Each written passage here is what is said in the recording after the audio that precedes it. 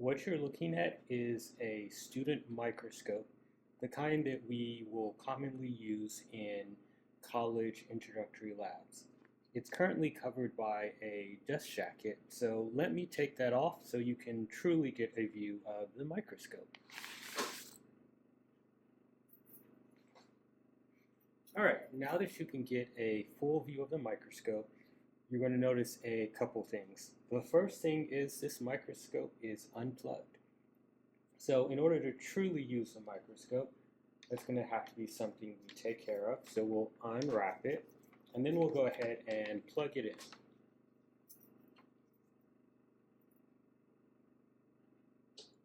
in. All right, this microscope has now been plugged in. However, it's still not on. So at least in this model, the power button is off in the back behind near the extension cord. If I flip that on, you'll notice that this microscope is now on. So whenever we are putting our microscopes away, there's a couple things that we try to always make sure. One, that the stage is always lowered. Two, that the objective lenses, which all have numbers associated with them, that the smallest objective lens is the one that is clicked into place. And then the stage is all the way lowered and the cord is wrapped around the base and the dust jacket is on the microscope. However, for all practical purposes in microbiology lab, we actually won't start with the stage lowered all the way down to the bottom. If you guys have ever used a cell phone camera, for the most part, you point it at the object. You see the screen sort of, the image phase in and out a little bit, get blurry, and then get more sharpened. That actually is the camera autofocusing for you. So these microscopes, they do not autofocus, they're all manual focus. And so in this video, you will learn how to manually focus a microscope. Essentially, there is a condenser lens here, which focuses light from the illuminator into a cone so it can pass through a specimen. Currently, there is no microscope slide on this microscope, so let me actually fix that. So here we're actually looking at a preserved microscope slide. It's a typical one we use while teaching how to use a microscope. It has 3 different colored threads at slightly different, overlapping at slightly different depths of field. So you'll notice that these knobs on this side of the microscope can be used to make sure that the specimen that you're actually trying to visualize is right above that cone of light coming up from the condenser lens. All right, so we are currently off to a good start. And while this is typically how you would start in a general lab, in microbiology lab, one of the things that we tell students is to start with the stage all the way at the top. Sometimes students say, well, won't these lenses hit the stage? And I always tell them, not if you're using a flat, preserved microscope slide like a bacterial smear with no cover slip. And as long as that slide is flat and you are in focus, you will not hit this slide with a bacterial smear. So one of the things that is really important with that is that you are looking at the smallest objective. So in this case, that smallest objective is going to be a 4x lens. And then we also have 10x lenses, 40x lenses, and 100x lenses, which are called the oil immersion. So here you're looking at the side of one of the lens, but it's that lens in the dead center over that condenser that's going to be the one doing the magnifying. But before we get any further than that, I do want to mention that these are the eyepieces. These eyepieces actually contain a lens, and so that 10x means that when you look through the eyepiece, you're getting 10 times magnification. And then whatever objective lens clicks into the front of this microscope, you will multiply that. So the 4x is the one that's dead center over that microscope slide. So 4x times the 10x, that means total magnification for this image is 4 times 10 or 40 times total magnification. You can use the nose piece to rotate the lenses and click them into place. So I just rotated the 10x objective into location right above the specimen that I'm viewing, the colored threads. So let me click that 4x back into place. And again, you'll notice that these lenses have numbers on them, and they also are marked by color as well. So as long as we are using a bacterial smear or a flat preserved slide without any sort of cover slip, then we will not hit these lenses. So this slide I'm showing you, even though it's a flat preserved slide, does actually have a little bit of a cover slip over it. So I'll only be showing you a few lenses today as demonstration. But one of the really important things to understand about a microscope is how it magnifies, what resolution is, and how you keep things in focus. So the magnification comes from the ocular lens in the eyepiece, as well as the objective lens coming off of that nose piece. So they work together. Microscopes have something called resolving power. So the image doesn't just get bigger, but actually you're able to distinguish individual parts that were, if you were zoomed out, might look like one part. When you zoom in, you have increased resolution, which is the ability to distinguish separate points as two distinct points instead of being blurred together. So resolution increases with a microscope, and so does magnification. All right, so when I raise this stage, I use this larger knob in the back. It is called the coarse focus knob. Essentially, I'm only going to use this coarse focus knob in the 4x, and that's it. Once I go up to higher magnifications, I'm only going to use this fine focus knob, which is the one that is sitting out closer to the camera. Now the fine focus is sitting in front of the coarse focus knob. So that coarse focus knob moves things large distances up and down. That fine focus knob gently dials in the focus of your image. So these microscopes, they're paracentral and parafocal. So once something is centered for one lens, once you click that next lens into place, it's also centered for that next lens. It's also in focus for that next lens as well.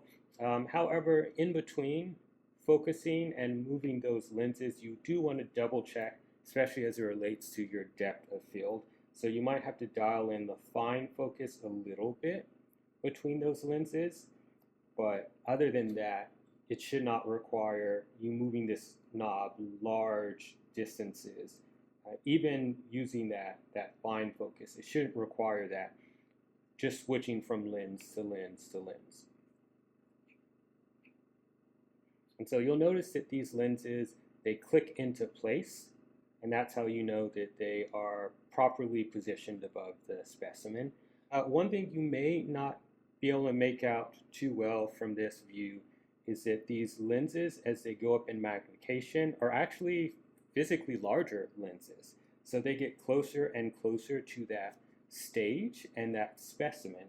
However, like I said, don't worry, as long as you are working with a flat preserved microscope slide, a bacterial smear without a cover slip, then you don't have to worry about these lenses scratching or getting too close or being jammed in, as long as it's in focus. So essentially, that distance is going to shrink. The other thing that will shrink is your field of view. So because these lenses are have higher total magnification, not only are they longer, but you're essentially zooming in to your specimen. So it's really important for you to double check that what you're trying to actually magnify is dead center.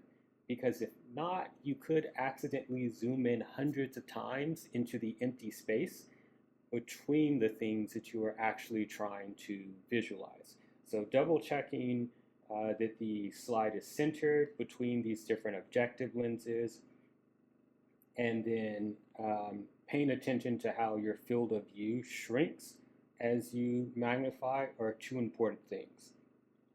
So the other thing is, I mentioned once you focus for one lens, it's focused for the other. It's easiest to focus on the 4x objective, so you'll always start with that smallest objective lens, that 4x lens, and it also has the greatest depth of field.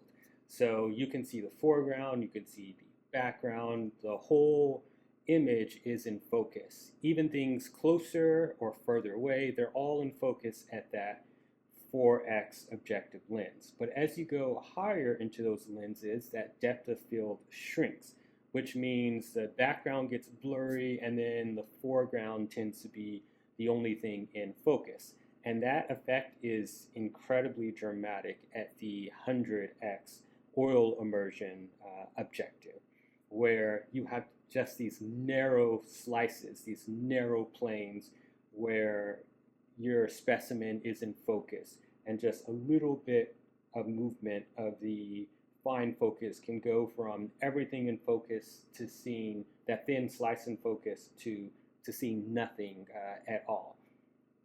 So